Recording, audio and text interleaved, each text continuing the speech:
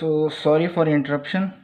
वो किसी प्रॉब्लम की वजह से वीडियो जो है वो बीच में बंद हो गई थी। तो मैं आपको बता रहा था कि फॉस्फोफ्रुक्टोकाइनेज की एलोस्टेरिक इनहिबिटर कौन कौन से होते हैं। तो मैं इस स्टेप को ज़रा रिव्यू कर दूं कि फ्रुक्टोज 6 फॉस्फेट जो है it is converted into fructose 1,6 bis phosphate by the action of phosphofructokinase 1। अब इस फॉस्फोफ्रुक्टोकाइनेज 1 के हम एलोस्टेरिक इनहिबिटर्स डिस्कस कर रहे थे। वो थे हमारे पास दो, एटीपी और सिट्रेट के। ये दोनों एलोस्टेरिकली इस एंजाइम को इनहिबिट करते हैं और as a result glycolysis stop हो जाती है। जो एएमपी है, एडिनोसिन मोनोफॉस्फेट, ये उसको एक्टिव करता है। अब इसकी क्या लॉजिक है और क्यों एक्टिव करता है? देखें, एडिनोसिन मोनोफॉस्फेट बनता है एटीपी से, यानी एडिनोसिन ट्राइफॉस्फेट से। अगर सेल के अंदर एएमपी का लेवल ज़्यादा है तो it means most of the ATP has been converted into AMP. So अब एटीपी का लेवल एज अ रिज़ल्ट क्या हो गया सेल के अंदर? कम। जब कभी एएमपी का लेवल ज़्यादा है, एएमपी बन रही है हमारे पास एटीपी से, तो जब कभी एएमपी का लेवल ज़्यादा है तो it means most of the ATP has been converted into AMP. ATP में 3 फॉस्फेट हैं, वो 2 फॉस्फेट देगी तो एएमपी में कन्वर्ट हो जाएगी। तो most of the ATP has been converted into AMP. तो जब ज़्यादातर एटीपी एएमपी के अंदर कन्वर्ट हो जाएगी तो एज अ रिज़ल्ट सेल के अंदर एनर्जी कम है। अब जब सेल के अंदर एनर्जी कम है तो इट मीन्स हमें अब एनर्जी चाहिए, और जब एनर्जी चाहिए तो इट मीन्स ग्लाइकोलिसिस होनी चाहिए, और जब ग्लाइकोलिसिस करवानी है तो इस एंजाइम को एक्टिव होना चाहिए। सो एज अ रिज़ल्ट जो इंक्रीज्ड एएमपी का लेवल है सेल के अंदर, वो आके क्या करेगा कि वो इसको एलोस्टेरिकली एक्टिव कर देगा। तो अब हमारे पास फॉस्फोफ्रुक्टोकाइनेज 1 के 2 एलोस्टेरिक इनहिबिटर हैं, एटीपी और सिट्रेट, और एक एलोस्टेरिक एक्टिवेटर है जो एएमपी है। दूसरी है इसकी हार्मोनल रेगुलेशन। हार्मोनल रेगुलेशन कैसे होती है, और उसमें हम देखते हैं कि फ्रुक्टोज 2,6 बिसफॉस्फेट का क्या रोल है। देखें, फ्रुक्टोज 6 फॉस्फेट हमारे पास था। अगर इसके हमने कार्बन नंबर 1 पे भी एक फॉस्फेट लगा दिया तो हमारे पास क्या बन गया? Fructose 1,6 bisphosphate. सो उसी तरह अगर हम कार्बन नंबर 1 की बजाय कार्बन नंबर 2 पे फॉस्फेट अटैच करवाएं तो हमारे पास क्या बनेगा? Fructose 2,6 bisphosphate. फ्रुक्टोज 1,6 बिसफॉस्फेट और फ्रुक्टोज 2,6 बिसफॉस्फेट।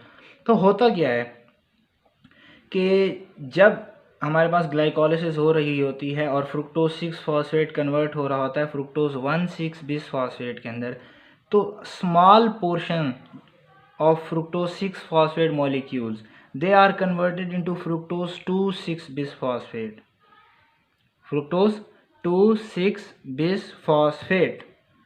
और ये जब 2,6 बिसफॉस्फेट बन जाता है तो फिर ये फॉस्फोफ्रुक्टोकाइनेज 1 को एक्टिव करता है, और एज अ रिजल्ट जो बाकी फ्रुक्टोज 6 फॉस्फेट की कन्वर्जन है इनटू फ्रुक्टोज 1,6 बिसफॉस्फेट वो इंक्रीज हो जाती है। लेट्स सपोज एग्जांपल से हम इसको आसानी से समझते हैं। हमारे पास हैं 100 molecules, 100 molecules of fructose 6 phosphate.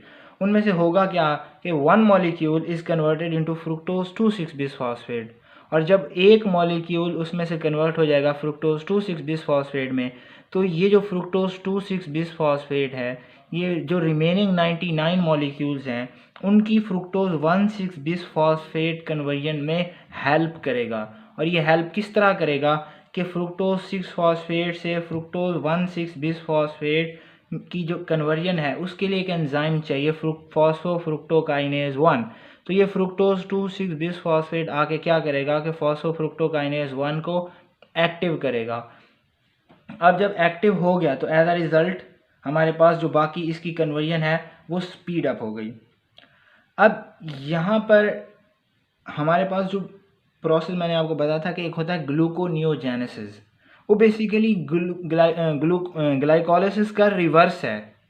तो इट मीन्स ग्लाइकोलिसिस में 10 स्टेप्स हैं, 7 उनमें से रिवर्सिबल हैं, लिहाजा वो ग्लाइकोलिसिस में भी यूज़ हो सकते हैं, ग्लूकोनियोजेनेसिस में भी यूज़ हो सकते हैं, डिपेंडिंग अपॉन द कंडीशन कि हमारे पास ग्लूकोज ज़्यादा है या हमें ग्लूकोज चाहिए। लेकिन जो 3 स्टेप्स हैं इरिवर्सिबल, वो रिवर्स नहीं हो सकते जब तक कि उन पर डिफरेंट एंजाइम्स एक्ट ना करें, क्योंकि ये भी एक इरिवर्सिबल स्टेप है। सो लिहाजा अगर हमने ग्लूकोनियोजेनेसिस करवानी है तो इस स्टेप को रिवर्स करना पड़ेगा, और इस स्टेप को रिवर्स हम तब तक नहीं कर सकते जब तक हमें एक सेपरेट एंजाइम ना चाहिए, क्योंकि ये रिवर्सिबल नहीं है, ये इरिवर्सिबल है। तो वो सेपरेट एंजाइम को क्या करना चाहिए कि वो यहाँ पर जो फॉस्फेट लगा हुआ है 1 पे, कार्बन नंबर 1 पे, उसको रिमूव करा के उसको फ्रुक्टोज 6 फॉस्फेट के अंदर कन्वर्ट कराए और फिर फ्रुक्टोज 6 फॉस्फेट ग्लूकोज 6 फॉस्फेट और फिर ग्लूकोज के अंदर कन्वर्ट हो। तो अब बेसिकली अगर हम ग्लूकोनियोजेनेसिस करवाना चाहते हैं तो इस सबस्ट्रेट की डीफॉस्फोराइलेशन करानी चाहिए। तो डीफॉस्फोराइलेशन कराने वाले एंजाइम्स को हम जनरली कहते हैं फॉस्फेटेज, फॉस्फेटेजेस कहते हैं उनको। तो कौन सा फॉस्फेटेज जो इसकी डीफॉस्फोराइलेशन करवा रहा है तो उसको हम क्या कहेंगे, फ्रुक्टो 1,6 बिसफॉस्फेटेज, फ्रुक्टोज 1,6 बिसफॉस्फेटेज। तो वो जो है वो इसको रिवर्स करा देगा। अब हमारे पास इस डायरेक्शन में रिएक्शन को चलाने वाले एंजाइम भी हैं और इस रिएक्शन में चलाने वाले भी एंजाइम भी हैं। तो कौन से एंजाइम किस वक्त पे एक्ट कर रहे होंगे ये डिपेंड करता है सेल के एनर्जी स्टेटस पे और डिपेंडिंग अपॉन कंडीशन कि हमें ग्लूकोज चाहिए या हम ग्लाइकोलिसिस करवाना चाहते हैं। अब हम जो कंडीशन डिस्कस कर रहे हैं इसमें हमारे पास ग्लूकोज अवेलेबल है, हमने उसकी ग्लाइकोलिसिस करवानी है। तो it means all those enzymes which take part in gluconeogenesis should be inhibited and all those enzymes which take part in glycolysis should be activated. अब दोनों एंजाइम यहाँ मौजूद हैं। तो जब होता क्या कि फ्रुक्टोज 2,6 बिसफॉस्फेट बनता है इससे, तो वो क्या करता है, जब ये बनेगा तो इट मीन्स ग्लाइकोलिसिस होनी चाहिए अब, क्योंकि ग्लूकोज मौजूद है। तो अब होगा क्या कि ये फॉस्फोफ्रुक्टोकाइनेज 1 को एक्टिव करेगा और फ्रुक्टोज 1,6 बिसफॉस्फेटेज को इनएक्टिव करेगा। So as a result gluconeogenesis का एंजाइम इनहिबिट हो गया और ग्लाइकोलिसिस वाला एंजाइम एक्टिव हो गया और एज अ रिजल्ट हमारे पास ये आगे ग्लाइकोलिसिस कंटिन्यू हो जाएगी। अब जो फ्रुक्टोज 2,6 बिसफॉस्फेट है इसकी फॉर्मेशन को हम रिलेट करेंगे हार्मोन्स के साथ और इस तरह जो हार्मोन है वो इनडायरेक्टली इस एंजाइम्स को क्या कर रहे होंगे, स्टिमुलेट कर रहे होंगे, एक्टिव कर रहे होंगे या इनएक्टिव कर रहे होंगे। अब लेट्स सपोज पहली हम सिचुएशन लेते हैं कि हमारे पास ग्लूकोज का लेवल ब्लड के अंदर कम है। तो जब ब्लड के अंदर ग्लूकोज का लेवल कम है तो अब हम क्या ग्लाइकोलिसिस करवाना चाहते हैं? नहीं, अब हम ग्लाइकोलिसिस नहीं करवाना चाहते। सो somehow this enzyme should be inhibited. तो वो होगा किस तरह कि जब ब्लड के अंदर ग्लूकोज का लेवल कम होगा तो हम लॉजिकली सिंपल कहानी से चलते हैं। तो कौन सा हार्मोन रिलीज होगा? ग्लूकागॉन और एपिनेफ्रीन, ग्लूकागॉन और एपिनेफ्रीन। ये ग्लूकागॉन और एपिनेफ्रीन जो है ये आएंगे इन सेल्स के पास। सेल्स पर हैं इनके receptor, 7 pass receptor. Why they are called 7 pass? Because they pass through the cell membrane 7 times. तो 7 पास रिसेप्टर हैं। तो ये ग्लूकागॉन और एपिनेफ्रीन आकर उन 7 पास रिसेप्टर्स पे बाइंड करेंगे। तो जब उन रिसेप्टर के साथ बाइंड करेंगे तो इंट्रासेलुलर जी स्टिमुलेटरी प्रोटीन को स्टिमुलेट करेंगे, क्योंकि ये जो रिसेप्टर्स हैं they are coupled with G stimulatory protein. तो जब कभी ग्लूकागॉन और एपिनेफ्रीन रिसेप्टर पे बाइंड करेंगे तो जी स्टिमुलेटरी प्रोटीन एक्टिव होगी। तो जब जी स्टिमुलेटरी प्रोटीन एक्टिव होगी तो एडिनिलाइल साइक्लेज को जाके एक्टिव करेगी, एक और एंजाइम को। तो बेहतर है कि मैं इसको एक अलग पेज पे दोबारा ड्रा करूं क्लियर करके कि ये है हमारे पास फ्रुक्टोज 6 फॉस्फेट। इससे बना क्या? Fructose 1,6 bisphosphate. यहाँ कौन सा एंजाइम है? फॉस्फोफ्रुक्टोकाइनेज 1। और यहाँ इससे कौन सा बन रहा है हमारे पास? फ्रुक्टोज 2,6 बिसफॉस्फेट, ये बन रहा है। अब इसने जाके फिर इसको एक्टिव करना है, ये प्लस का साइन इट मीन्स एक्टिव करना है। अब इसकी फॉर्मेशन डिपेंड करती है हार्मोन्स पर।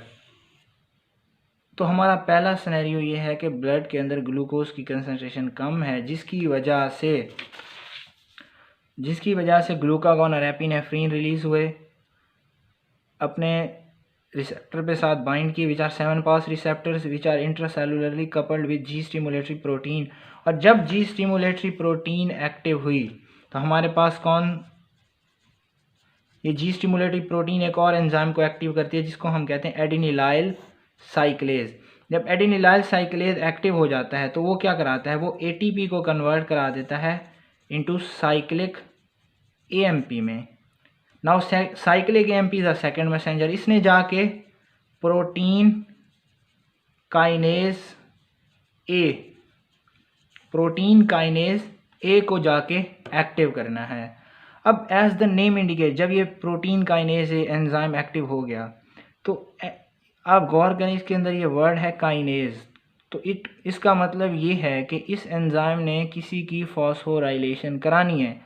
So what is that enzyme? Actually this is a very important enzyme in regulation of this step. वो कौन सा है? उसके दो पार्ट्स हैं, ये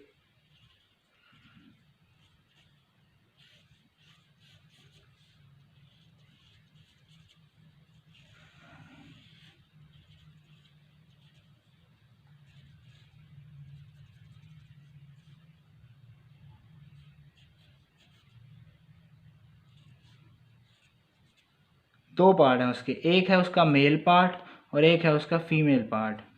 सही है। अब जब कभी मेल पार्ट एक्टिव होता है तो उसके नतीजे में क्या होता है कि ये जो है हमारा fructose 2,6 bisphosphate, it is converted back into fructose 6 phosphate. और जब कभी फीमेल पार्ट एक्टिव होता है तो fructose 6 phosphate is converted into fructose 2,6 bisphosphate. So अब इनके नाम आप लॉजिकली देखें कि फीमेल पार्ट जब एक्टिव होता है, मैंने क्या बताया कि fructose 6 phosphate is converted into fructose 2,6 bisphosphate. So it means एक फॉस्फेट की एडिशन हो रही है, तो इसकी मतलब फॉस्फोराइलेशन हो रही है, और जो एंजाइम फॉस्फोराइलेशन कराते हैं उनको हम क्या नाम देते हैं? काइनेज। सो ये फीमेल कंपोनेंट जो है इसको क्या होना चाहिए? काइनेज। कौन सा काइनेज? जिस तरह fructose 6 phosphate, it is a phosphorylated form of fructose, तो जो फॉस्फोराइलेटेड फॉर्म ऑफ फ्रुक्टोज के कार्बन नंबर 1 की फॉस्फोराइलेशन कराता है तो उसको हम क्या कहा था? फॉस्फोफ्रुक्टोकाइनेज 1। तो जो फॉस्फोराइलेटेड फॉर्म ऑफ फ्रुक्टोज पे कार्बन नंबर 2 पे फॉस्फेट अटैच करवाएगा उसको हम क्या नाम देंगे? फॉस्फोफ्रुक्टोकाइनेज 2। जिस तरह 1 पे लगवाया तो 1 और जिस तरह 2 पे लगवाया तो 2। सो ये फीमेल कंपोनेंट जो है इसका पूरा नाम क्या है? फॉस्फोफ्रुक्टोकाइनेज 2। तो इट मीन्स जब फीमेल कंपोनेंट यानी फॉस्फोफ्रुक्टोकाइनेज 2 एक्ट करेगा, एक्टिव होगा, तो फ्रुक्टोज 6 फॉस्फेट कन्वर्ट हो जाएगा फ्रुक्टोज 2,6 बिसफॉस्फेट में। तो इट मीन्स फीमेल कंपोनेंट के एक्टिव होने से इसकी फॉर्मेशन हो रही है। लेकिन जब मेल कंपोनेंट एक्टिव होगा तब ये जो है दोबारा इसके अंदर कन्वर्ट हो जाएगा। किस तरह कि जब हमने ये बनवाया था तो एक फॉस्फेट अटैच करवाई थी, अब हम इससे दोबारा ये बनवाना चाहते हैं तो हम वो अटैच फॉस्फेट है वो रिमूव करवा दें, तो एंजाइम का नाम कौन सा होगा? जो डीफॉस्फोराइलेशन कराएंगे उनको हम फॉस्फाटेजेस कहते हैं। सो ये मेल कंपोनेंट कौन सा होगा? फॉस्फाटेज। कौन सा फॉस्फाटेज? वो डीफॉस्फोराइलेशन किसकी करा रहा है? इसकी। तो एंजाइम कौन सा होगा? फ्रुक्टोज 2,6 बिसफॉस्फेटेज। ये मेल कंपोनेंट कौन सा होगा? फ्रुक्टोज 2,6 बिसफॉस्फेटेज। सही हो गया। एक मेल कंपोनेंट फ्रुक्टोज 2,6 बिसफॉस्फेटेज और एक फीमेल कंपोनेंट फॉस्फोफ्रुक्टोकाइनेज 2। अब होता क्या कि ये जो प्रोटीन काइनेज ए हमारे पास बन चुका है अब as a result of action of glucagon and epinephrine, जिसने फिर जी स्टिमुलेटरी प्रोटीन को एक्टिव किया, उसने एडिनिलाइल साइक्लेज को एक्टिव किया, एडिनिलाइल साइक्लेज ने एटीपी को कन्वर्ट कराया साइक्लिक एएमपी के अंदर, साइक्लिक एएमपी ने फिर प्रोटीन काइनेज ए को एक्टिव करवाया। सो अब हमारे पास हुआ क्या? मैं इसको एक डिफरेंट पे तो ये हमारे पास, अब मैं ड्रा करता हूँ इनको सेपरेटली बड़ा करके। दिस इज़ फीमेल कंपोनेंट, लंबे बाल बनाते हैं, ओके। और ये साथ में है हमारा मेल कंपोनेंट। भाई साहब ये छोटे छोटे ही बना देते हैं, वैसे भी मोस्टली गंजे ही होते हैं। तो ये हमारे पास है मेल कंपोनेंट यानी फ्रुक्टोज 2,6 बिसफॉस्फेटेज, और ये कौन सा है, फॉस्फोफ्रुक्टोकाइनेज 2। अब प्रोटीन काइनेज ए एक्टिव हो चुका है हमारे पास, प्रोटीन काइनेज ए। तो मैंने कहा था कि प्रोटीन काइनेज ए में काइनेज वर्ड है, तो इट मीन्स इस एंजाइम ने किसी की फॉस्फोराइलेशन करानी है। अब ये इस एंजाइम की फॉस्फोराइलेशन कराएगा। ये पूरा एक ही एंजाइम है जिसके दो कंपोनेंट हैं, तो उनके दोनों कंपोनेंट्स की फॉस्फोराइलेशन होगी। तो ये उसके सर पे भी एक पी बिठा रहा है और उसके सर पे भी एक पी। जब इनकी फॉस्फोराइलेशन होगी तो कौन सा एक्टिव होगा, इसको आप सिंपल याद रखें कि P for pressure, P for phosphate, यानी किसी पर आप फॉस्फेट लगा रहे हैं तो आप इन पे प्रेशर डाल रहे हैं। And who loves to work under pressure, obviously male. अगर फॉर एग्जांपल कोई पेपर आते हैं तो गर्ल्स की हालत ही अजीब, ओए लुटे गए, मारे गए, बर्बाद हो गए, तबाह हो गए, पता नहीं क्या होगा। तो ये टेंशन होती है ना, प्रेशर के अंदर उनकी एबिलिटी नहीं है इतनी।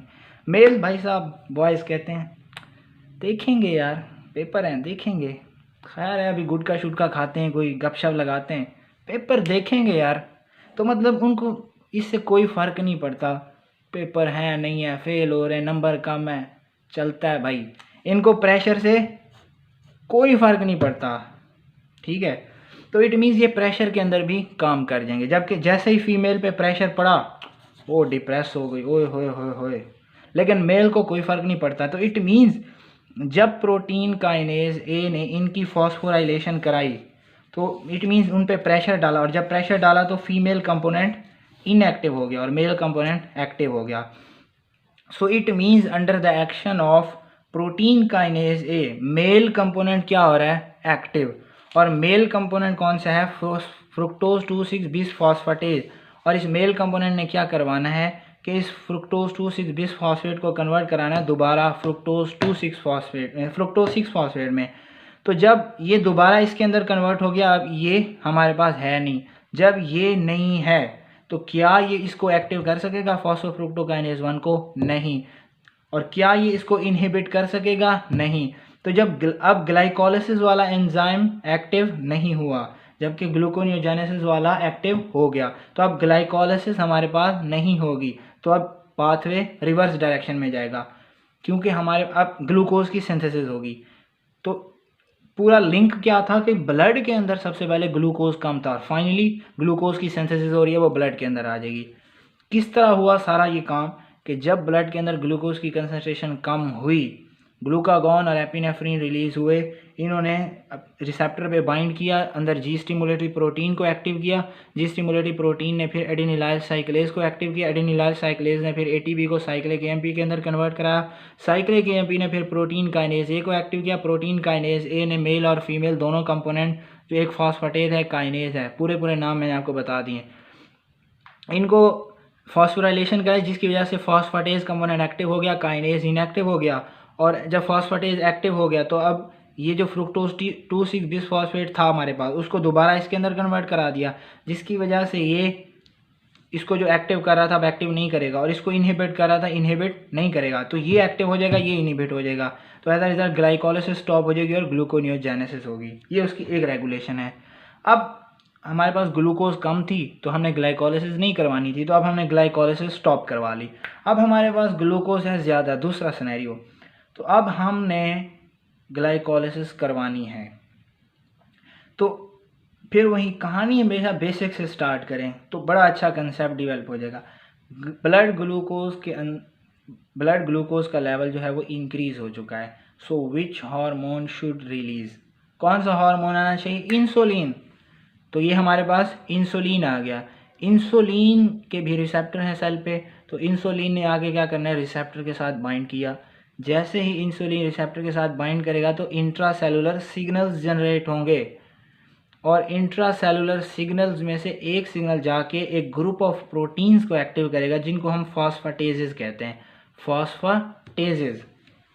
तो अब फॉस्फेटेजेस क्या करती हैं, मैंने आपको बताया था कि फॉस्फेटेजेस जो हैं वो हमारे पास डीफॉस्फोराइलेशन कराती हैं। सो फॉस्फेटेजेस जब एक्टिव हो गई तो उसने इन एंजाइम की डीफॉस्फोराइलेशन, यानी ये वाला प्रेशर भी रिमूव और ये वाला प्रेशर भी रिमूव। अब फीमेल से जब प्रेशर रिमूव हो गया, ओए होए होए भाई खुशी है, मज़े करो। जब मेल से प्रेशर रिमूव होगा कहेगा यार मज़ा ही नहीं आता, छोड़ यार क्या करना है अब। तो अब जब प्रेशर रिमूव हो गया, फॉस्फेटेजेस ने इनकी डीफॉस्फोराइलेशन करा दी, तो फीमेल कंपोनेंट हो गया एक्टिव, मेल कंपोनेंट हो गया इनहिबिट। सो अब कौन सा कंपोनेंट एक्टिव हो गया? फीमेल। फीमेल कौन सा है? फॉस्फोफ्रुक्टोकाइनेज 2। और फॉस्फोफ्रुक्टोकाइनेज 2 ने क्या करवाना है? फ्रुक्टोज 6 फॉस्फेट से फ्रुक्टोज 2,6 बिसफॉस्फेट बनवाना है। तो जब ये बनेगा तो फिर ये एक्टिव होगा और ये इनहिबिट होगा। तो जब ये एक्टिव होगा तो अब ग्लाइकोलाइसिस स्टार्ट हो जाएगी, कंटिन्यू हो जाएगी। तो इस तरह इंसुलिन का लिंक है इससे। सो दो हमारे पास इरिवर्सिबल हो गए, बाकी हम जल्दी जल्दी कर लेंगे। इस पर टाइम इसलिए लगा रहे हैं कि ये इरिवर्सिबल हैं, तो ग्लूकोनियोजेनेसिस में समझने में भी ये बड़े इजी हो जाएंगे फिर, इसलिए इसको एक अच्छी तरह कर लें, कंसेप्ट भी अच्छा बन जाएगा, रेगुलेशन भी इन्हीं की होती है। तो अभी तक हम 3 स्टेप्स जो हैं वो ग्लाइकोलाइसिस के डिस्कस कर चुके हैं। अगर हम उसको एक साथ में पाथवे भी बनाते जाएं, सबसे पहले हमारे पास सेल के अंदर ग्लूकोज थी, ग्लूकोज 6 फॉस्फेट बनी। यहाँ कौन सा एंजाइम? हेक्सोकाइनेज या ग्लूकोकाइनेज, वो हम डिटेल में उनके Km और Vmax और सब कुछ डिस्कस कर चुके हैं। देन फॉस्फोग्लूकोआइसोमेरेज फ्रुक्टोज 6 फॉस्फेट, ये रिवर्सिबल स्टेप है, दोनों डायरेक्शन में हो सकता है। देन हमारे पास है फ्रुक्टोज 1,6 बिसफॉस्फेट, ये इरिवर्सिबल है। यहाँ कौन सा एंजाइम? फॉस्फोफ्रुक्टोकाइनेज 1। तो इसकी भी रेगुलेशन हमने डिस्कस की, इसकी तो सिंपल थी एलोस्टेरिक हमने कह दिया। ग्लूकोज ज़्यादा है इसको एक्टिव कर देगा, ये ज़्यादा है तो हेक्सोकाइनेज को इनहिबिट करेगा, ये ज़्यादा है तो ग्लूकोकाइनेज को इनहिबिट करेगा। यहाँ हमने बता दी कि इंसुलिन ज़्यादा है तो फाइनली ये एक्टिव होता है, ग्लूकागॉन ज़्यादा है तो ये इनएक्टिव होता है, ATP और सिट्रेट ज़्यादा हैं तो ये इनएक्टिव होते हैं, इसी तरह AMP ज़्यादा है तो ये एक्टिव होता है। तो ये उसकी रेगुलेशन थोड़ी सी कम्प्लेक्स थी। अब हम चलते हैं अगले स्टेप पे, 3 स्टेप हो गए। नेक्स्ट स्टेप में हमारे पास क्या है कि ये फ्रुक्टोज 6 बिसफॉस्फेट है, तो ये 6 कार्बन है। अब हमने इसकी क्लीवेज करानी है, इसको आधा आधा डिवाइड कर देना है, बड़े जालिम है। तो अभी तक हमने 2 ATP भी इसके अंदर यूज़ किए हैं, अभी इन्वेस्ट कर रही है, तो अभी हम प्रॉफिट आगे लेंगे।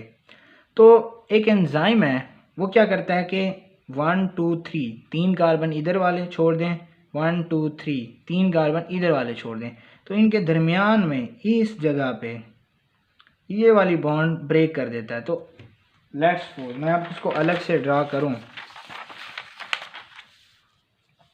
कि ये हमारे पास 6 कार्बन फ्रुक्टोज है और ये साथ में इधर भी फॉस्फेट लगा हुआ है 6 पे, 1 पे भी फॉस्फेट, वो इस बॉन्ड को सॉरी ये ज़्यादा हो गई, 7 बन गए, 1 2 3 4 5 6, हाँ 6। तो इस बॉन्ड को ब्रेक करेगा, तो अब एज अ रिज़ल्ट ये कंपोनेंट सेपरेट हो गया, ये कंपोनेंट सेपरेट हो गया। अब हमारे पास बन क्या गया? तीन कार्बन के 2 सब्सटेंसेस बने, एक के कार्बन नंबर 1 पे फॉस्फेट लगा हुआ है और एक के कार्बन नंबर 3 पे। अब 6 नहीं कहेंगे क्योंकि हैं ही 3, तो 6 पे, तो अब 2 बन गए। बिल्कुल इसी तरह यहाँ देखें कि ये एंजाइम उस पर एक्ट करेगा और हमारे पास 2 बन गए, एक के कार्बन नंबर 3 पे लगा हुआ है और एक के कार्बन नंबर 1 पे लगा हुआ है। तो जिसके कार्बन नंबर 1 पे लगा हुआ है इसको हम कहते हैं dihydroxy acetone phosphate, dihydroxy acetone phosphate. और जिसके कार्बन नंबर 3 पे लगा हुआ है इसको हम कहते हैं ग्लिसरल्डिहाइड 3 फॉस्फेट। और वो एंजाइम जो कि फ्रुक्टोज 1,6 बिसफॉस्फेट की ये क्लीवेज करवा रहा है, इसको हम नाम देते हैं एल्डोलेज। एल्डोलेज के भी आइसोजाइम्स होते हैं, aldolase A, aldolase B, aldolase C, वो भी हमारा यहाँ कंसर्न नहीं है। एल्डोलेज A ज़्यादातर टिश्यूज़ के अंदर एल्डोलेज A पाया जाता है, लीवर, किडनी, स्मॉल इंटेस्टाइन के अंदर एल्डोलेज B पाया जाता है और ब्रेन के अंदर एल्डोलेज C होता है अबंडेंटली। लेकिन वो एल्डोलेज B हो, एल्डोलेज C हो या A हो, वो सारे के सारे फ्रुक्टोज 1,6 बिसफॉस्फेट पे एक्ट करते हैं और डाईहाइड्रोक्सी एसीटोन फॉस्फेट बनता है और ग्लिसरल्डिहाइड 3 फॉस्फेट बनता है। ये स्टेप जो है ये रिवर्सिबल है, रिवर्सिबल है, यानी हम इधर से ये भी बना सकते हैं, इधर से फिर ये भी बना सकते हैं। सो क्या इसकी रेगुलेशन होनी चाहिए? नहीं, तो इसकी रेगुलेशन नहीं होनी चाहिए, तो हम इसकी रेगुलेशन में पढ़ेंगे ही नहीं। शुक्र है कोई स्टेप हमारे लिए आसान आ गया। अब हम नेक्स्ट मूव करते हैं। अब जो हमारे फर्दर ग्लाइकोलाइटिक पाथवे है उसके अंदर एक मसला है कि ये ग्लिसरॉल्डिहाइड 3 फॉस्फेट तो जो फर्दर आगे ग्लाइकोलिसिस है, ये ग्लिसरॉल्डिहाइड 3 फॉस्फेट फर्दर ग्लाइकोलिसिस के अंदर एंटर हो सकता है, लेकिन ये डाईहाइड्रोक्सी एसीटोन फॉस्फेट नहीं हो सकता। तो क्या हम ये डाईहाइड्रोक्सी एसीटोन फॉस्फेट को ज़ाया कर देंगे कि तू मेरा पुत्र छुट्टी कर, हम ग्लिसरॉल्डिहाइड 3 फॉस्फेट बनाएंगे? नहीं भाई, कुछ तो करना पड़ेगा। यानी बिजनेस करते हैं, ज़ाया नहीं करते। फिर तो हमने बस किसी तरह इन्वेस्ट करना है, पैसे एनर्जी निकालनी है। तो भाई अब क्या करेंगे, हम डाईहाइड्रोक्सी एसीटोन, ऐसा नहीं हो सकता कि हम इसको भी ग्लिसरॉल्डिहाइड 3 फॉस्फेट के अंदर कन्वर्ट करा दें और फिर ग्लिसरॉल्डिहाइड 3 फॉस्फेट को ग्लाइकोलिसिस में ले जाएं। अब हमारे पास एक मॉलिक्यूल इसका बन चुका है, एक मॉलिक्यूल इसका बन चुका है, तो किसी तरह अगर हम इसको इसके अंदर कन्वर्ट करा देंगे तो हम हमारे पास पहले जो एक मॉलिक्यूल ग्लिसरॉल्डिहाइड 3 फॉस्फेट का ग्लाइकोलिसिस में जा रहा था, अब 2 जाएंगे। तो अब इसको करवाना तो पड़ेगा। तो थैंक गॉड कोई इसमें बड़ा रफड़ नहीं है, कोई बड़ा मसला नहीं है। ये दोनों एक दूसरे के आइसोमर हैं। हाँ, और हमें पता है कि आइसोमर को हम बड़ी इजीली कन्वर्ट करा सकते हैं, इधर से उधर कन्वर्ट करा दो, उधर से इधर कन्वर्ट करा दो। जिस तरह हमने ग्लूकोज 6 फॉस्फेट से फ्रुक्टोज 6 फॉस्फेट बनवाया है, इसी तरह हम फ्रुक्टोज 6 फॉस्फेट से ग्लूकोज 6 फॉस्फेट भी बनवा सकते हैं। इसी तरह ये भी रिवर्सिबल है, एक दूसरे के अंदर कन्वर्ट हो सकते हैं, थैंक गॉड। तो हम क्या करते हैं कि हम डाईहाइड्रोक्सी एसीटोन फॉस्फेट को ग्लिसरॉल्डिहाइड 3 फॉस्फेट के अंदर कन्वर्ट करा देते हैं।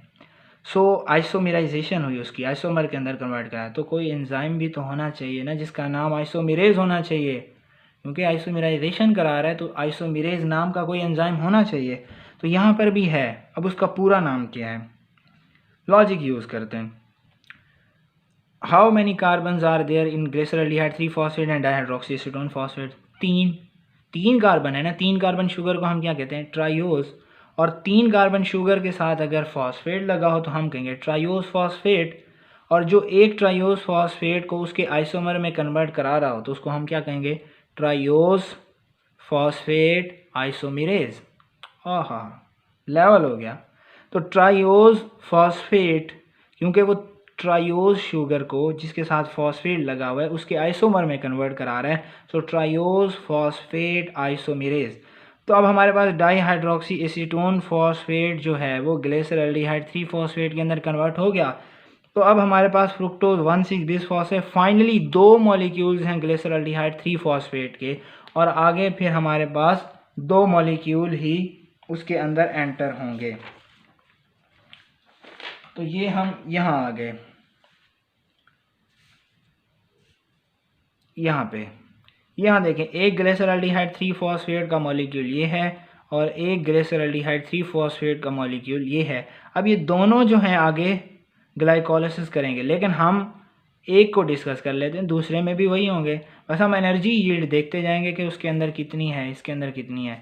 तो सबसे पहले हम इस ग्लिसरॉल्डिहाइड 3 फॉस्फेट को इसकी ऑक्सीडेशन कपल्ड विद फॉस्फोराइलेशन, क्या करवाएंगे हम इसकी, दोबारा सुन लें, ऑक्सीडेशन कपल्ड विद फॉस्फोराइलेशन, यानी हम इसकी ऑक्सीडेशन करवाएंगे और उस ऑक्सीडेशन के साथ साथ हम उसके साथ खेल जाएंगे, साथ में फॉस्फेट भी ऐड करवा देंगे।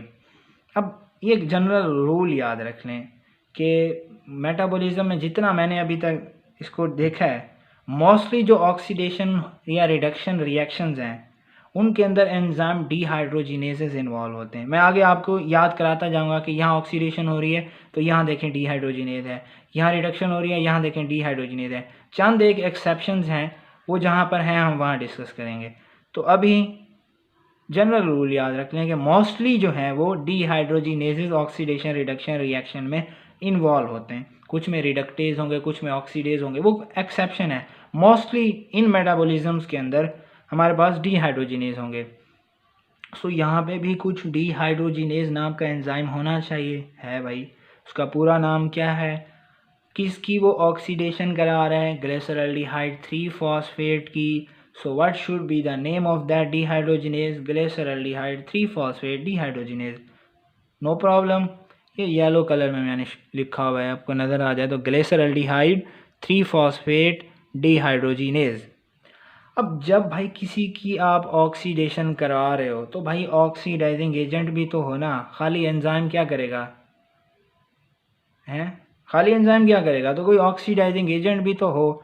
सो ऑक्सीडाइजिंग एजेंट कौन सा होगा, ऑक्सीडाइजिंग एजेंट होगा NAD पॉजिटिव। अब ये जो हमारा एंजाइम, अब ये हमें पता चल गया, एक हमें एंजाइम चाहिए ग्लिसरल्डिहाइड 3-फॉस्फेट डिहाइड्रोजिनेज और एक ऑक्सीडाइजिंग एजेंट चाहिए। ओके जी, ठीक है, मिल गया। अब हम नेक्स्ट मूव करते हैं। ये जो एंजाइम है हमारा, इस पे 3 डोमेन्स होती हैं। एक डोमेन जिस पर ये इनऑर्गेनिक फॉस्फेट को बाइंड करता है, एक डोमेन जिस पर ये ऑक्सीडाइजिंग एजेंट NAD पॉजिटिव को बाइंड करके रखता है, और एक डोमेन जिस पर ये ग्लिसरल्डिहाइड 3-फॉस्फेट को बाइंड करता है। ठीक है, एक पे ग्लिसरल्डिहाइड 3-फॉस्फेट को बाइंड किया, दूसरे पे ऑक्सीडाइजिंग एजेंट NAD पॉजिटिव को बाइंड किया, तीसरे पे फॉस्फेट इनऑर्गेनिक फॉस्फेट को बाइंड किया। यहाँ जो फॉस्फेट आ रहा है वो ATP से नहीं आ रहा, वो इनऑर्गेनिक फॉस्फेट है जो इसकी डोमेन पर बाइंड है। अब ये उन तीनों को आपस में बाइंड करके जो मर्जी करता है उनके साथ, अभी कैसे करता है वो हमारा कंसर्न नहीं है भाई। तो हमारा कंसर्न ये है कि उसकी जब ये आता है ग्लिसरल्डिहाइड 3-फॉस्फेट पे, जब ये एक्ट करता है उसकी हो गई oxidation. Oxidation mean removal of hydrogen. So somehow इससे हाइड्रोजन निकल गए। अब वो हाइड्रोजन कहाँ आएंगे, तो हाइड्रोजन जाएंगे भाई ऑक्सीडाइजिंग एजेंट के पास। ये केमिस्ट्री में आप रूल पढ़ते रहते थे कि जो ऑक्सीडाइजिंग एजेंट है वो दूसरे की ऑक्सीडेशन कराएगा, तो जब दूसरे की ऑक्सीडेशन कराएगा तो उसकी खुद की क्या होगी, रिडक्शन। जो रिड्यूसिंग एजेंट है वो दूसरे को रिड्यूस कराएगा, जब दूसरे की रिडक्शन कराएगा तो उसकी खुद की क्या होगी, ऑक्सीडेशन। तो भाई यही कंसेप्ट यहाँ लगाओ। ये NAD पॉजिटिव जो है ये ऑक्सीडाइजिंग एजेंट है, तो इट मीन्स इसने ग्लिसरल्डिहाइड 3-फॉस्फेट की क्या करवाई, ऑक्सीडेशन। तो जब उसकी ऑक्सीडेशन हुई तो इसकी अपनी क्या हो गई, reduction. Reduction means addition of hydrogen. तो इससे जो 2 हाइड्रोजन निकले उसकी ऑक्सीडेशन के नतीजे में, वो इस NAD के पास आ गए और एज अ रिजल्ट ये किसके अंदर कन्वर्ट हो गया, NADH प्लस H पॉजिटिव। एक फ्री प्रोटॉन उसके साथ होता है, तो अब इसकी हो गई रिडक्शन। ओके हो गया, ऑक्सीडेशन हो गई। तो हमने कहा था oxidation coupled with phosphorylation. Oxidation तो हो गई कि उसमें से ये रिमूव हो गया। फॉस्फोराइलेशन कि ये जो इनऑर्गेनिक फॉस्फेट है ये अब एंजाइम क्या कराएगा, उसके कार्बन नंबर 1 पे अटैच करा देगा। ग्लिसरल्डिहाइड के कार्बन नंबर 3 पे तो वैसे लगा हुआ था, अब कार्बन नंबर 1 पे भी लग गया। ये स्ट्रक्चर देखें 1 2 3, पहले 3 पे लगा हुआ था, यहाँ भी लगा है, अब 1 पे भी लग गया। तो बना क्या, 1 3, इसको बिस कहेंगे डाई कहेंगे, डिफरेंट पर है, एडजेसेंट पर नहीं है तो बिस। तो 1 3 बिस फॉस्फोग्लिसरेट, 1 3 बिस 1 3 बिस फॉस्फोग्लिसरेट। तो हमारे पास ग्लिसरल्डिहाइड 3-फॉस्फेट से क्या बन गया, 1 3 बिस फॉस्फोग्लिसरेट, 1 3 बिस फॉस्फोग्लिसरेट। अब भाई ये भी स्टेप जो है ये रिवर्सिबल है। सो क्या इसकी रेगुलेशन होनी चाहिए, नहीं होनी चाहिए, रिवर्सिबल है, थैंक गॉड। अब हम नेक्स्ट चलते हैं। अब भाई हमें अब कोई नया मसला हो गया है तो हम क्या करवा रहे हैं कि हम ये जो कार्बन नंबर 1 पे इसके फॉस्फेट लग गया, तो अब ये देखें ऊपर वाले स्टेप में, इससे पहले देख लें कि क्या बना, एक NADH। ये एक ग्लिसरल्डिहाइड 3-फॉस्फेट का मॉलिक्यूल जब 1 3 बिसफॉस्फोग्लिसरेट के अंदर कन्वर्ट हो रहा है तो एक NADH बन रहा है। हमारे पास ग्लिसरल्डिहाइड 3-फॉस्फेट के कितने मॉलिक्यूल हैं, 2। तो ये दूसरा भी साथ साथ ये पाथवे चल रहा है, लेकिन हम एक में डिस्कस कर रहे हैं, दूसरे में भी बिल्कुल वही इवेंट्स हो रहे होंगे। तो एक NADH प्रोड्यूस यहाँ हो रहा है और एक NADH इस वाले से प्रोड्यूस होगा। ओके, अब हम आते हैं कि ये जो 1 पे लगा है हमें पसंद नहीं आ रहा, तो हम इसको कहते हैं तू मेरा पुत्र छुट्टी कर चल। तो ये फॉस्फेट हमने यहाँ से रिमूव कर दिया। तो पहले जो 1 3 बिसफॉस्फोग्लिसरेट था, यानी 1 पे भी लगा था 3 पे भी, अब वो खाली 3 फॉस्फोग्लिसरेट रह जाता है, 3 फॉस्फोग्लिसरेट। 1 वाला हमने रिमूव कर दिया। तो भाई अब वो जो फॉस्फेट हमने रिमूव किया है वो किधर गया, तो भाई दुनिया बड़ी ख़राब है। तो एडीपी बैठा हुआ है भाई, तू मेरा पुत्र, तेरा ही इंतज़ार था, आ था सही, तू झलिया 2 कदम बढ़ा। तो वो जो फॉस्फेट रिमूव हुआ वो इस एडीपी ने पकड़ लिया, एडीपी ने पकड़ लिया तो एटीपी बन गया। तो इस स्टेप में हमारे पास क्या हो गया, एडीपी एटीपी के अंदर कन्वर्ट हो गया। तो यहाँ पर हमारी गेन शुरू होगा, हमारा प्रॉफिट शुरू हो गया। पहले हमने 2 एटीपी दिए, अब यहाँ पर 1 एटीपी प्रोड्यूस हो गया। इसी तरह साइड पे जो चल रहा होगा दूसरे ग्लिसरॉल या 3 फॉस्फेट से, वहाँ भी 1 एटीपी प्रोड्यूस हो गया। तो अब 2 एटीपी हमारे पास प्रोड्यूस हो गया, 2 NADH। तो भाई अभी तक गेन हमें क्या मिला, 2 एटीपी हमने दिए, 2 एटीपी आ गए। तो भाई ये तो बराबर सराबर वाला मामला हो गया। तो अब हम नेक्स्ट चलते हैं, लेकिन उससे पहले यहाँ पर एंजाइम कौन सा होगा। ये स्टेप भी रिवर्सिबल है। तो इस स्टेप का आप यूँ याद रख लें कि जो एंजाइम का नाम है वो रिवर्स डायरेक्शन में चलते हुए दिया गया कि 3-फॉस्फोग्लिसरेट है, इस पे एक फॉस्फेट अटैच कराएं तो 1,3-बिस-फॉस्फोग्लिसरेट बनता है। तो उसकी फॉस्फोराइलेशन होगी, काइनेज होगा। तो इसका नाम क्या होगा, 3-फॉस्फोग्लिसरेट काइनेज। रिवर्सिबल एंजाइम है, दोनों डायरेक्शन के अंदर ये काम कर सकता है। तो 3-फॉस्फोग्लिसरेट, ये 1,3-बिस-फॉस्फोग्लिसरेट से 3-फॉस्फोग्लिसरेट भी बनवा सकता है और 3-फॉस्फोग्लिसरेट से 1,3-बिस-फॉस्फोग्लिसरेट भी बनवा सकता है, रिवर्सिबल है। तो नाम इसका इस हवाले से उन्होंने दिया होगा, मैंने तो यही लॉजिक लगाई है। तो यहाँ पर अब एटीपी बन गया। अब जी नेक्स्ट क्या है, अब हमें ये पसंद नहीं आ रहा, छेड़खानी तो वैसे ही चलती रहती है दुनिया में। अब हम कहते हैं कि यार ये जो कार्बन नंबर 3 पे ना फॉस्फेट लगा, इसको किसी तरह कार्बन नंबर 2 पे ले आओ। तो हम ले आते हैं जी, 2 पे ले आते हैं, 3 वाले को उठा के हम 2 पे ले आए। तो 3-फॉस्फोग्लिसरेट था, अब 2 पे आ गया तो क्या बना, 2-फॉस्फोग्लिसरेट। औखा काम है नहीं ना, 3-फॉस्फोग्लिसरेट था, 2-फॉस्फोग्लिसरेट बन गया। भाई हमने किया क्या, हमने छेड़खानी तो की है, लेकिन हम मेडिकल टर्मिनोलॉजी में कहते हैं, हमने भाई इसको म्यूटेशन कराई है, म्यूटेशन कराई है ना। तो what should be the name of enzyme, म्यूटेज। कौन सा म्यूटेज, फॉस्फोग्लिसरेट म्यूटेज। फॉस्फो 3 पे पोजीशन है, अभी हम ना भी लगाएं तो कोई बात नहीं चलेगा। फॉस्फोग्लिसरेट है, उसके अंदर म्यूटेशन कराई, यानी फॉस्फोग्लिसरेट तो है, उसमें पहले 3 पे लगा था, हमने 2 पे कर दिया। तो हमने फॉस्फोग्लिसरेट के अंदर ही म्यूटेशन कराई है। तो एंजाइम का नाम क्या हो गया, फॉस्फोग्लिसरेट म्यूटेज। ओके हो गया। ये स्टेप भी रिवर्सिबल है, तो क्या इसकी रेगुलेशन होनी चाहिए, नहीं। ये वाला भी रिवर्सिबल, ये भी रिवर्सिबल, ये भी रिवर्सिबल, तो इन तीनों की रेगुलेशन नहीं होगी। एंजाइम क्या नाम आप याद रख लें। तो यहाँ पे हमें कुछ नहीं मिला, चलो जी सब्र करो। अब हम कहते हैं कि ये जो 2-फॉस्फोग्लिसरेट है, इस पे जो ये फॉस्फेट लगा हुआ है, तो हम इसकी डी अरेंजमेंट कराते हैं, इसके अंदर जो एनर्जी है उसको हम डी अरेंजमेंट कराते हैं उसकी। तो ये फॉस्फोग्लिसरेट के मॉलिक्यूल, ये उसकी डी अरेंजमेंट हो गई। पहले उसके साथ टाइटली बाउंड था फॉस्फेट, अब ये लूजली बाउंड हो गया, तो डी अरेंजमेंट हो गई। हम कर क्या रहे हैं, हम बड़े सियाने हैं। तो हम ये फॉस्फेट बेसिकली निकाल के एडीपी को देना चाहते हैं, लेकिन हम थोड़ा आराम से करेंगे ना, एक ही दम बेचारे को फॉस्फेट से महरूम तो नहीं कर सकते। तो पहले टाइटली बाउंड था, अब हमने डी अरेंजमेंट कराई तो लूजली बाउंड हो गया। अब उसको भी पता चल गया कि मेरे नाल होन की लगा है, अगले स्टेप में मेरा ये फॉस्फेट जाएगा। तो हमने इसकी डी अरेंजमेंट कराई।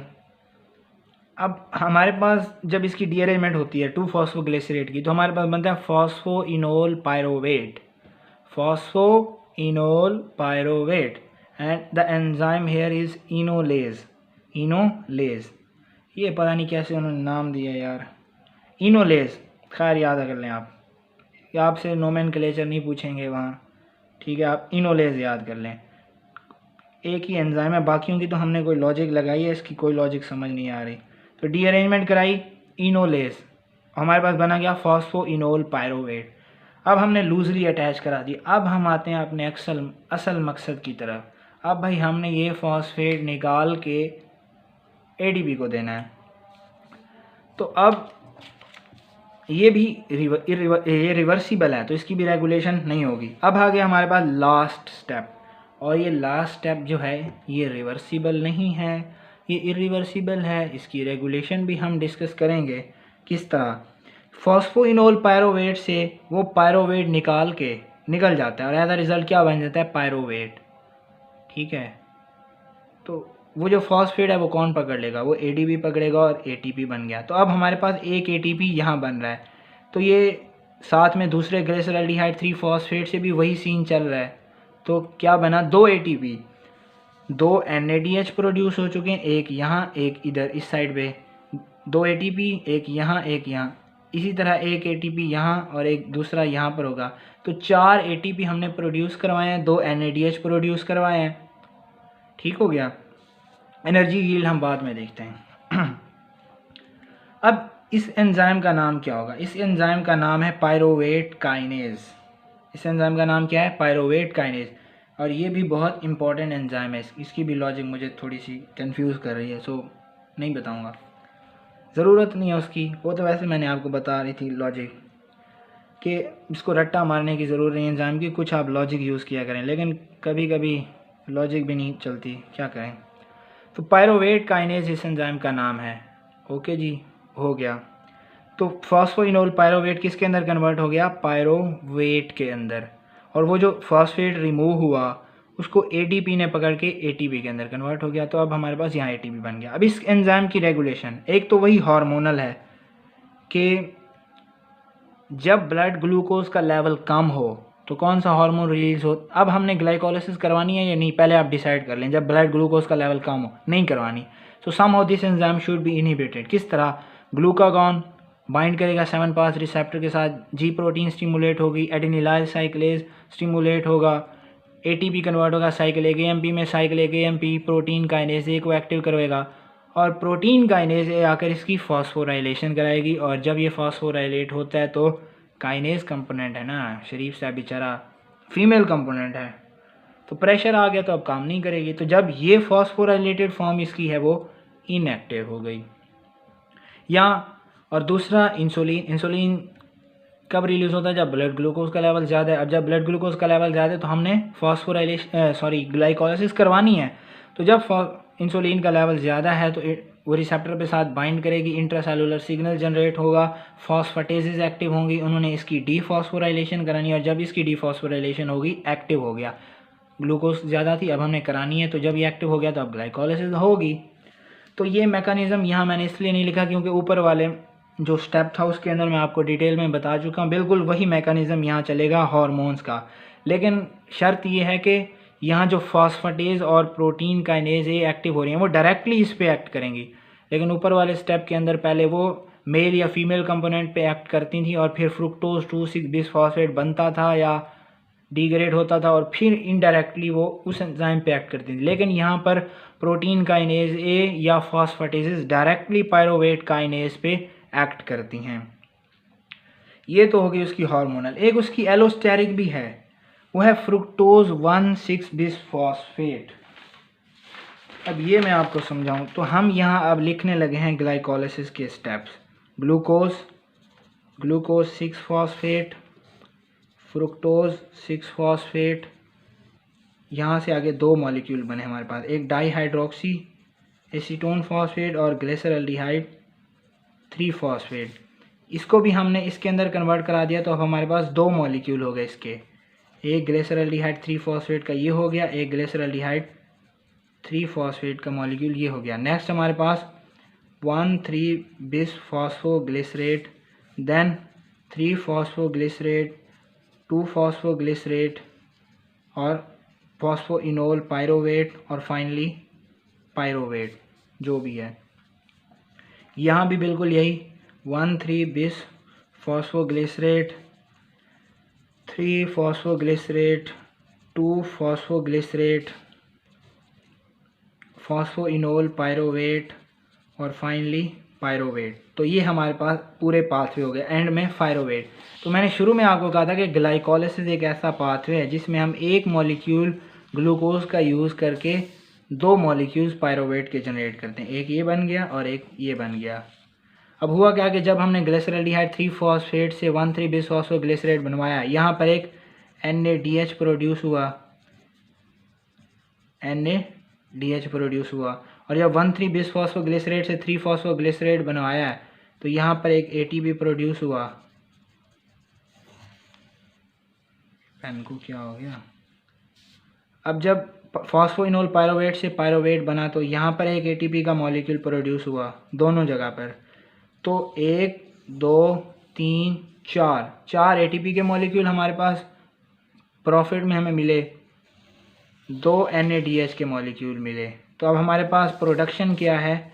4 ATP 2 NADH, ठीक है। और हमने इन्वेस्ट कितने किए?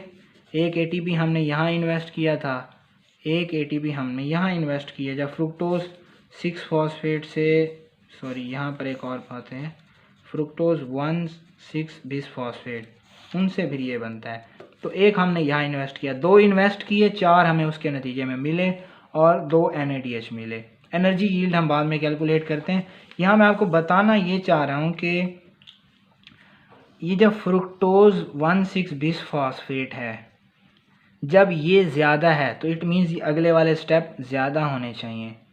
तो ये फ्रुक्टोज 1,6 बिस फॉस्फेट जो है ये आके पायरोवेट काइनेज को एलोस्टेरिकली एक्टिव करता है कि भाई अब मैं ज़्यादा आ चुका हूँ, तो अब ज़रा आप मेरे लिए पहले से तैयारी फरमा लें और मैं ज़रा तशरीफ़ लाने लगा हूँ। तो जब मैं ज़्यादा हूँगा तो फिर फॉस्फोइनोल पायरोवेट ज़्यादा बनेंगे ना। तो भाई फॉस्फोइनोल पायरोवेट ज़्यादा बनेंगे, उनको संभालने के लिए तू मेरा पुत्र पहले से तैयार हो जा। तो फ्रुक्टोज 1,6 बिस फॉस्फेट जो हमारा थर्ड प्रोडक्ट है ग्लाइकोलिसिस में, तो वो आके इसको एलोस्टेरिकली एक्टिव करता है। यहाँ पर कुछ जो है ना वो हम डिस्कस करते हैं। एक होता है हमारे पास पेंटावेलेंट आर्सेनेट, एक होता है ट्राईवेलेंट आर्सेनेट। एक पेंटावेलेंट आर्सेनेट पॉइजनिंग क्या होती है? तो हमने कहा कि ग्लिसरॉल्डिहाइड 3 फॉस्फेट डिहाइड्रोजिनेज पर एक डोमेन के साथ ये इनऑर्गेनिक फॉस्फेट बाइंड करता है। This pentavalent arsenate is a competitive inhibitor of this enzyme.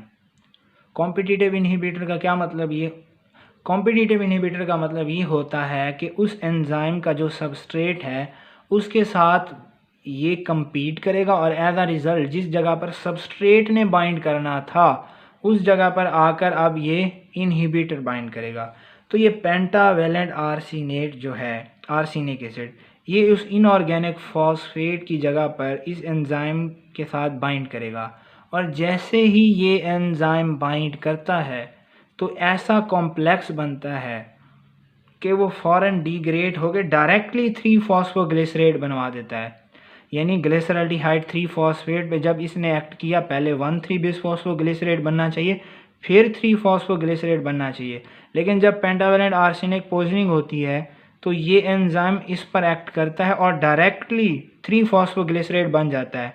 1,3 बिस फॉस्फोग्लिसरेट वाला स्टेप बीच में आता ही नहीं है। उससे क्या होगा? तो 1,3 बिस फॉस्फोग्लिसरेट जब नहीं बनेगा इससे, तो क्या हमारे पास NADH आएगा इस पाथवे में? नहीं।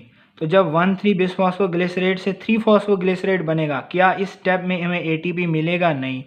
तो यहाँ हमें ATP नहीं मिलता, यहाँ भी ATP दूसरे जो साइड 2 मॉलिक्यूल है ना ग्लिसरॉल्डिहाइड 3 फॉस्फेट के, वहाँ भी तो 2 ATP अब कम हो गए और 2 NADH भी कम हो गए। सिर्फ हमें 2 ATP फिर ग्लाइकोलिसिस से मिलेंगे जो एंड में बनते हैं, यहाँ फॉस्फोइनोल पायरोवेट से पायरोवेट में, पेंटावेलेंट आर्सेनिक की पॉइजनिंग में, यहाँ पर हमें 2 ATP मिलेंगे और जो यहाँ वाले 2 ATP थे और 2 NADH थे वो ख़त्म हो जाएंगे। अब हम आते हैं इसकी एनर्जी यील्ड पे। मैं आपको पहले बता चुका हूँ कि 2 ATP हमने शुरू में इन्वेस्ट किए, बिजनेस स्टार्ट करते हैं तो कुछ इन्वेस्ट करते हैं, उसके बाद 4 हमें ATP मिले, ये वाले और ये वाले।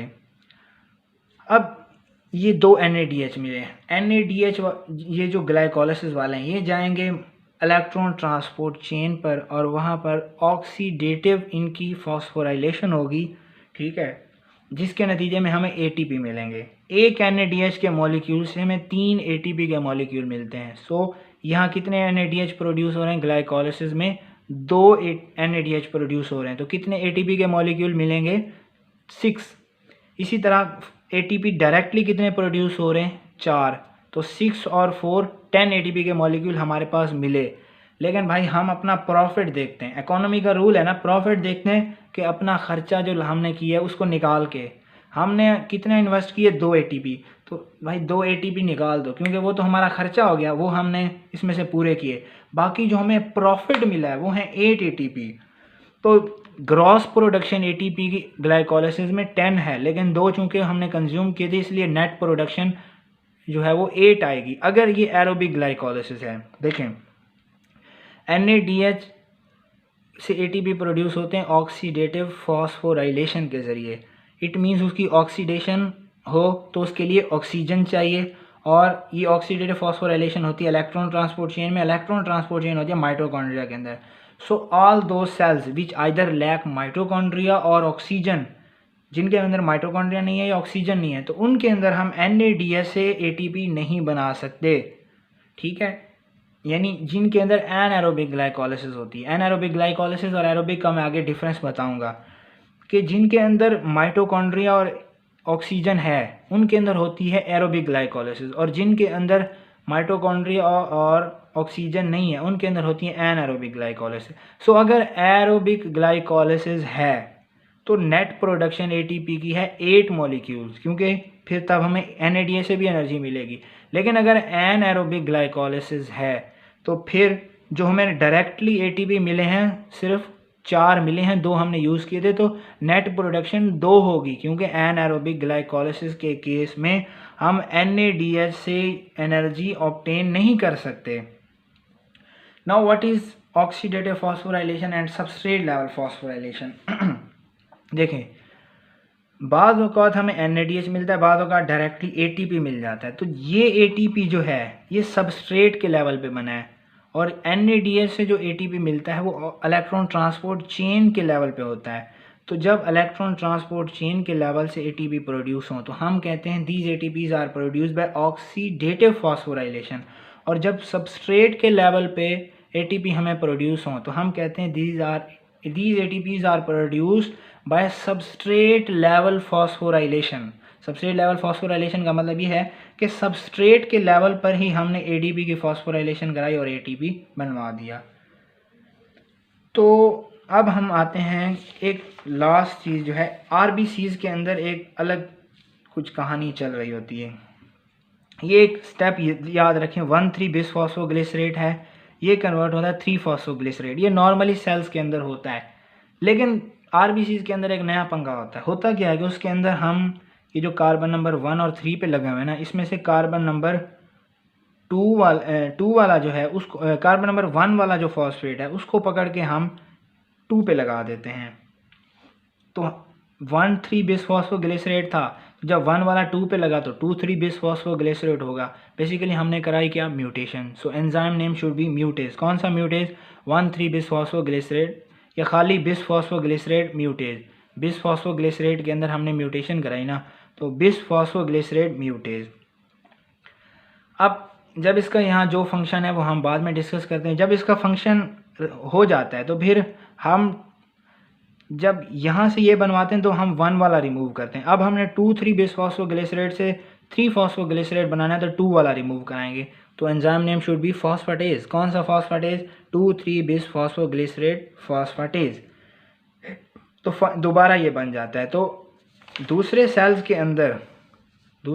अंदर तो ये डायरेक्टली हो रहा है इस तरह, लेकिन RBCs के अंदर ये घूम कर यूँ आता है, बीच में हमारे पास 2,3 बिसफॉस्फोग्लिसरेट बन जाता है। ये क्या करता है कि ये हमारे पास जो ऑक्सीजन की रिलीज़ है टिश्यूज़ को, उसको ये पॉसिबल बनाता है। वो मैकेनिज़्म क्या है वो अभी हमारा कंसर्न नहीं है, हम ग्लाइकोलिसिस डिस्कस करेंगे। साइड में एक चीज़ आ गई तो मैंने कहा बता दूँ। तो ये ऑक्सीजन की जो रिलीज़ है टिश्यूज़ को उसमें हेल्प करता है फ्रॉम द हीमोग्लोबिन। तो अब हम आते हैं एनारोबिक ग्लाइकोलिसिस। देखें अगर हमारे पास ये पायरुवेट, अगर हमारे पास माइटोकॉन्ड्रिया और ऑक्सीजन अवेलेबल है, देन ये पायरुवेट चला जाएगा क्रेब्स साइकिल के अंदर, और आगे फर्दर क्रेब्स साइकिल होगा, फिर इलेक्ट्रॉन ट्रांसपोर्ट चेन। अगर हमारे पास माइटोकॉन्ड्रिया नहीं है किसी सेल्स के अंदर, जैसे RBCs हैं उनके अंदर माइटोकॉन्ड्रिया नहीं होता, या किसी सेल्स के अंदर ऑक्सीजन नहीं है, देन ये पायरुवेट जो है ये आगे क्रेब्स साइकिल और इलेक्ट्रॉन ट्रांसपोर्ट चेन में नहीं जा सकता। सो हमने समहाउ इसी को यहीं यूटिलाइज करना है। अब देखें यहाँ पर क्या है, NAD पॉजिटिव कन्वर्ट हो रहा है NADH के अंदर, ठीक हो गया। अब NAD ऑक्सीडाइजिंग एजेंट है, ये एक कोएंजाइम है। अब हमारे पास है लिमिटेड सप्लाई NADH की, NAD पॉजिटिव की।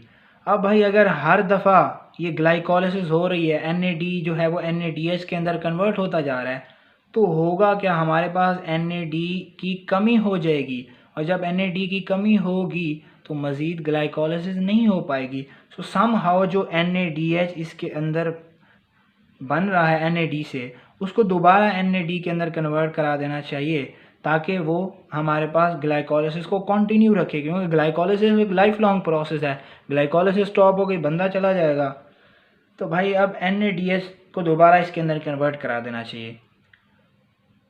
एरोबिक ग्लाइकोलिसिस के केस में जब ये NADH माइटोकॉन्ड्रिया के पास जाते हैं इलेक्ट्रॉन ट्रांसपोर्ट चेन पर, तो ATP बनते हैं, और जब ATP बनते हैं तो NADH जो है दोबारा कन्वर्ट हो जाता है NAD पॉजिटिव में, और NAD पॉजिटिव फिर यहाँ कर अपना रोल प्ले करता है, फिर NADH के अंदर कन्वर्ट होता है, वो फिर इलेक्ट्रॉन ट्रांसपोर्ट चेन के अंदर जाकर दोबारा NAD के अंदर कन्वर्ट हो जाते हैं, फिर यहाँ NADH बनता है और फिर जाके कन्वर्ट हो जाता है। इसी तरह ये साइकिल चलता रहता है और ग्लाइकोलिसिस मेंटेन है, ठीक हो गया।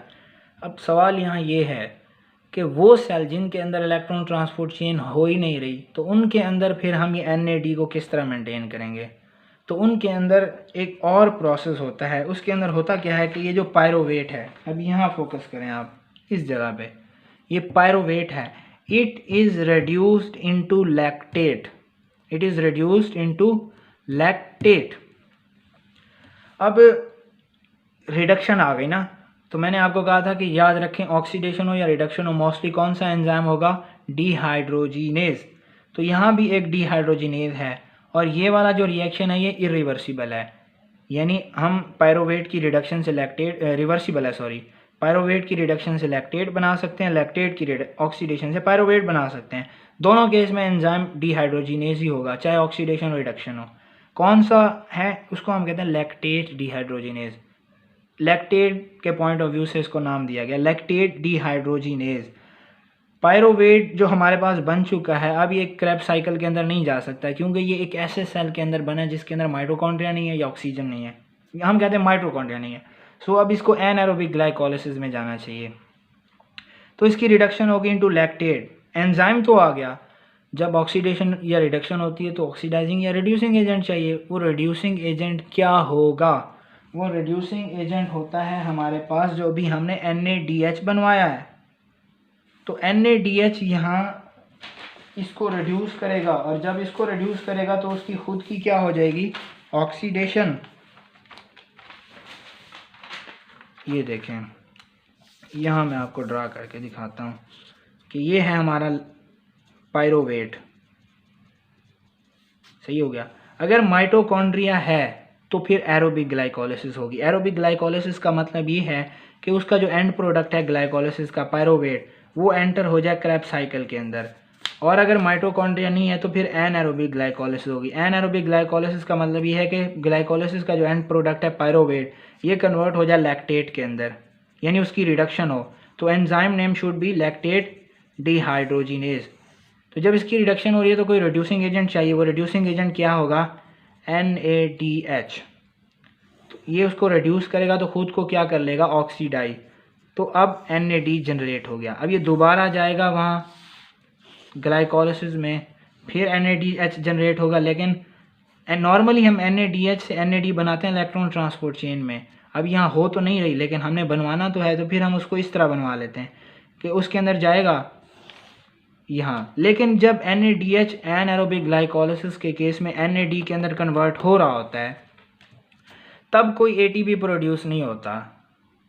तो अभी जो हमने कहा था कि 4 ATP प्रोड्यूस हो रहे हैं, 2 NADH, तो टोटल एरोबिक ग्लाइकोलिसिस केस में 10 ATP प्रोड्यूस हो रहे हैं। 2 हमने कंज्यूम किए थे तो 8 ATP नेट प्रोडक्शन है। लेकिन जब, क्योंकि उसके अंदर हमने NADH को NAD के अंदर कन्वर्ट कराया था इलेक्ट्रॉन ट्रांसपोर्ट चेन में, और जब इलेक्ट्रॉन ट्रांसपोर्ट चेन पर ऐसा मामला होता है तब ATP प्रोड्यूस होता है। लेकिन अब एनारोबिक ग्लाइकोलिसिस के केस में हम NADH को NAD के अंदर कन्वर्ट करा रहे हैं इलेक्ट्रॉन ट्रांसपोर्ट चेन की इन्वॉल्वमेंट के बगैर, तो इस केस में ATP प्रोड्यूस नहीं होते। तो अब NADH से जो ATP आने थे वो नहीं आएंगे, तो टोटल 4 ATP प्रोड्यूस हुए। NAD वाले हम नहीं काउंट करेंगे क्योंकि वो इलेक्ट्रॉन ट्रांसपोर्ट चेन ही नहीं हो रही, और 2 ATP हमने यूज़ किए। तो एनारोबिक ग्लाइकोलिसिस के केस में 2 ATP यहाँ प्रोड्यूस हुए, लेकिन एरोबिक ग्लाइकोलिसिस केस में ग्लाइकोलिसिस से हमारे पास नॉर्मली 8 ATP आने चाहिए। सो ये उस लैक्टेट के अंदर कन्वर्ट हो गई। तो ये उसका पाथवे था ग्लाइकोलिसिस का। अब कुछ ये वीडियो थोड़ी लंबी हो रही है तो इसका कुछ पार्ट, थोड़ी सी एक क्लिनिकल कंडीशन इससे रिलेटेड रह गई है, तो वो मैं नेक्स्ट वीडियो में डिस्कस करता हूँ।